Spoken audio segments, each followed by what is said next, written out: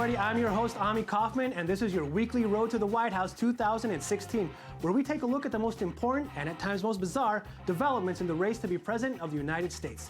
Coming up on the show, why did Ted Cruz upload to YouTube hours of unedited footage showing him with his family? Who shot bullets into the front page of the New York Times? And we've asked it before, but here we go again. Has Trump gone too far, this time with his proposal to ban Muslims from entering the country? All this and more, but first, let's start with our top 5 countdown. Let's get this show on the road and check out just a few of those impressive feats those wacky candidates managed to rack up this week. At number 5, we've got Republican candidate Senator Ted Cruz, who has been rising slowly but steady in the polls over the past few weeks, and when the numbers get higher, the scrutiny intensifies. But in this case, reporters didn't have to dig too deep. This past July, the Cruz campaign posted hours of raw, unedited footage onto its YouTube page of Ted being all cozy with his supportive family. The reason? It's the only legal way the campaign could make the footage available to any super PACs that might want to use it for their pro-Cruz ads. They're filled with all kinds of outtakes, gaffes, and pretty awkward moments like this fuzzy-wuzzy one between Cruz and his mother. I love you, Mom. Love you too, dear. I'm proud of you. One more hug. I love you, Mom. Here we go. And hold for a second. And it's a wrap. Wow. Could that stuff be any more scripted? I'm sorry, but that was just too painful to watch. In at number 4, we've got Democratic frontrunner Hillary Clinton. Clinton was at a Q&A panel in New Hampshire on Thursday and got quite the unexpected question on the sexual harassment allegations against her husband, President Bill Clinton. Let's take a look. Secretary Clinton, you recently came out to say that all rape victims should be believed, but would you say that about Johnita Broderick, Kathleen Wiley, and/or Paula Jones? Should we believe them as well? Well, I would say that everybody should be believed at first until they are disbelieved based on evidence.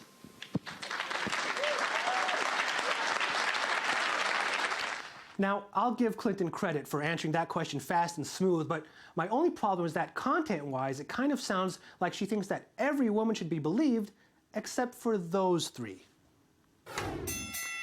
In at number 3, we've got Ted Cruz again. Now, apparently Cruz is not really liked by the Republican establishment. He seems to be truly detested by quite a few people. In fact, one person who came out and told the media how horrible Cruz is his former roommate, Craig Mazin. How much does Mazin dislike Cruz? Trevor Noah on The Daily Show has some idea about that. Ted Cruz was my roommate. I did not like him at all in college. And, you know, I want to be clear because, Ted Cruz is a nightmare of a human being. I have plenty of problems with his politics, but truthfully, his personality is so awful that 99% of why I hate him is just his personality. If he agreed with me on every issue, I would hate him only 1% less. Ooh! 1% less? Nerd burn! Do you know how much you have to hate someone to do the math on it? As you can see, before I met Ted, I didn't hate him, and after I met him, well, the data speaks for itself. Ouch, he really doesn't like Cruz. But I wouldn't worry, Ted. Mommy is always ready for a nice hug back home. In at number 2, we've got my favorite neurosurgeon to ever run for president, Republican candidate Dr. Ben Carson. Carson was a hit this week at the Republican Jewish Coalition Conference for 2 reasons. First, he actually attempted to explain the existence of a Star of David on the back of a $1 bill. Problem is, there is no Star of David on the bill. It's a hexagram of 13 stars representing the 13 colonies. But I digress, because the second reason Carson was a hit at that coalition was how he pronounced Hamas, which sounded a lot more like hummus to most of the crowd. Here's my favorite Vine video of the event. It's a compilation of sorts. Hamas rules the Gaza Strip. Hamas. Isn't pita bread the real enemy? Hamas. Look, Carson's been criticized a lot recently for not knowing much about foreign affairs. That's why he went on that trip to Jordan, right? Maybe he just had too much delicious hummus in Amman and his foreign policy speech was full of Freudian slips. Give the guy a cake. A break. Sorry, hungry. At number 1, but of course, we've got the Donald. We'll talk about his ban on Muslims entering the country later, but now let's focus on his borderline anti-Semitic comments he made in front of Republican Jews, no less at that same conference we just spoke of, the Republican Jewish Coalition. Here he complains about the deal President Barack Obama made to release Joe Bergdahl, a soldier who deserted the army. And we still made the deal. So we get a traitor, we can give him back. Do you want to renegotiate deals? Some of us renegotiate deals. I would say about 99.9. Is there anybody that doesn't renegotiate deals in this room? This room negotiates. I want to renegotiate this room. Perhaps more than any room I've ever spoken to. Maybe more. It's okay.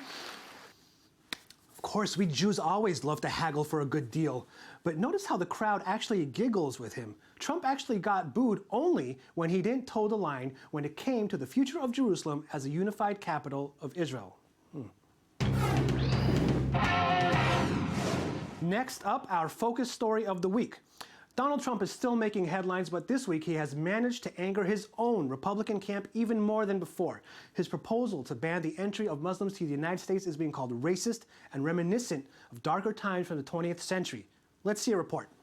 Tonight, facing criticism here and abroad, Donald Trump now insisting his ban on Muslims coming to the U.S. somehow has nothing to do with religion. Wouldn't a ban on Muslims, though, wouldn't that violate the Constitution's, freedom of religion? No, because we don't have a Constitution. These are people that aren't in the country. These are people that are outside of the country. So we're really not talking about the Constitution.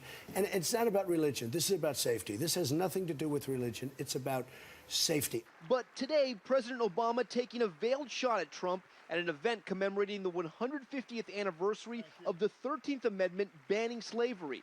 We betray the efforts of the past if we fail to push back against bigotry in all its forms. Hillary Clinton telling supporters in Iowa Trump traffics in prejudice and paranoia, and that other GOP candidates are one and the same. Their language may be more veiled, less, dramatic, but their ideas aren't so different. Today, Trump, who loves to win, lost the title of Time's Person of the Year to German Chancellor Angela Merkel. But Time did release this. How's my hair? Behind-the-scenes footage from their previous Trump cover shoot. This bird is seriously dangerous, but beautiful. Trump sharing the camera with an ornery bald eagle who at one point tries to bite the billionaire's finger. His ass.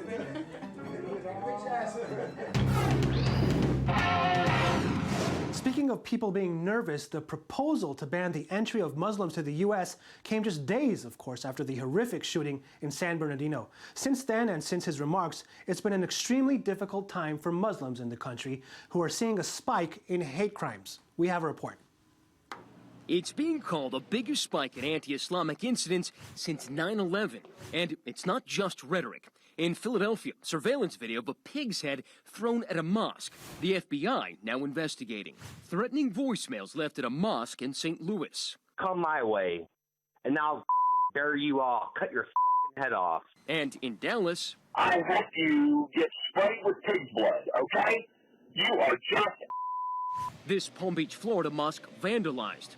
Windows smashed. All of this triggering fear. You feel scared as an American about what's happening in our country, but then at the very same time, you're afraid for your own life because of, what people are doing in retaliation. The Council on American Islamic Relations saying the spike follows both the San Bernardino rampage and Donald Trump's calls for a ban on Muslim immigration. And here in San Bernardino, intimidation. The mosque Said Farouk attended threatened the night after the rampage, and mosque attendance is down. One of its members confronted at a memorial. You'd been sort of really confronted. He was really passionate. He was really angry. Some are changing their behavior. Go out in a group. If I was going to go alone, I wouldn't go alone. I'll take 2-3 guys with me. And even changing their dress. Amongst the women and stuff, I've heard, don't wear hijab anymore, take it off. And this morning, the detective who said he would take a bullet before the evacuees... I'll take a bullet before you do, that's for damn sure. ...is speaking out for the first time about that moment. Admitting he was also scared, but knew people were counting on him. I meant what I said. I said it for them just to kind of calm down and relax, that we were going to do everything we can to get them out of that building safely. It ain't a show without our social media moment of the week. The networks were exploding with content after the San Bernardino attack last week. Now, on December 5th, the New York Times ran an op-ed on the front page calling for an end to the gun epidemic in America, a bold move that has not been done since 1920. Republicans, of course, were not happy about it, but then again, when do Republicans ever approve of anything the New York Times does? Probably the most bizarre response on social media came from a pundit named Eric Erickson, who posted this picture on Twitter of the front page riddled with bullet holes, saying, "I shot holes in the New York Times editorial. This is what I think of the New York Times editorial today." One can only wonder if this is some sort of veiled threat from right-wing conservatives of what might happen to those who try to take away their guns. I certainly hope not.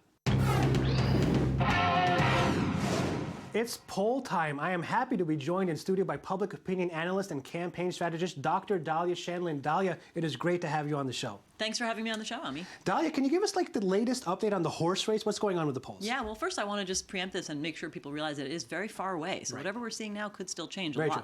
But I think what we see is that if Clinton is the nominee, the Democratic nominee, running against Trump as the Republican nominee, she has an advantage. It's a small advantage. It's an average in the Real Clear Politics average of polls about 3.3%, which is not very much. It's kind of a cliffhanger.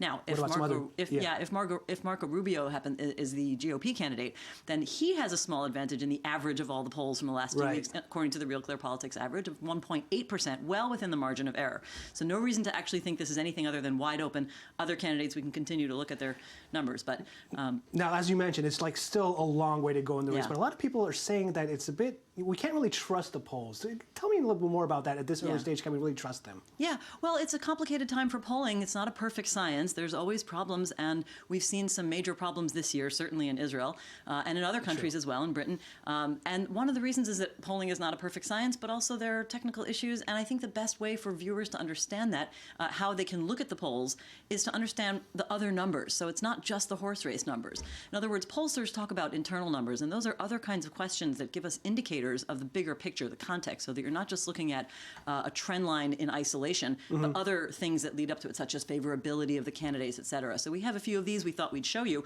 and talk about so that viewers will know where to, for example, put context.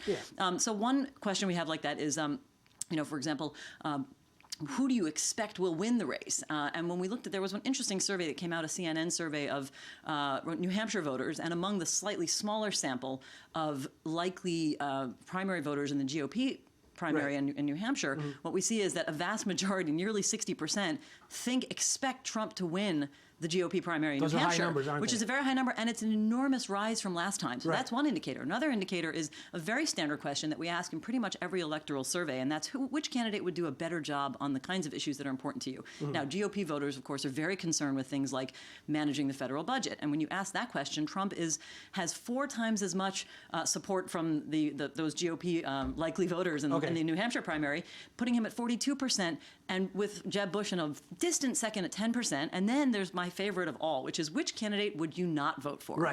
Among those same likely GOP voters in New Hampshire, we have 26% who say Trump. Now, he is the top candidate. In other words, he's the most divisive and antagonistic, but that number is not changing, which means from June to now, it's just a quarter of those voters who say they would never vote for him, and leaving 3/4 who might still vote for him. And what's the latest now with the Democrats and Republicans, basically? Yeah, so in the Democratic primary, Hillary's way ahead. In the national average, according to Real Clear Politics, she's got over 50%, probably 56%, compared to roughly 20%, 25% or so, 20 to 25% for Sanders. And in the GOP? It's pretty open. In the GOP, we have Trump still rising. The average for the last few weeks is 29%. One poll, a CNN poll, had him even at 36%.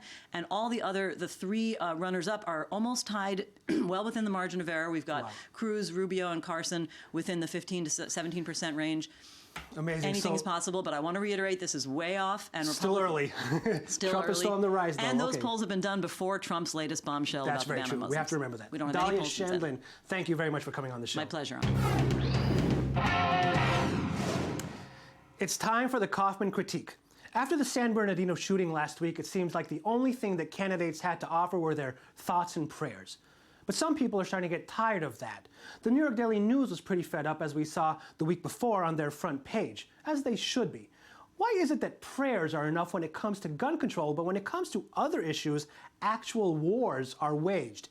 In 2001, the year the World Trade Center came tumbling down, more than 10 times as many Americans were killed by guns as by terrorists. In an average year between 2002 and 2011, there were roughly 1,000 times as many Americans killed by guns as by terrorism. Yet the war on terror was waged in full force.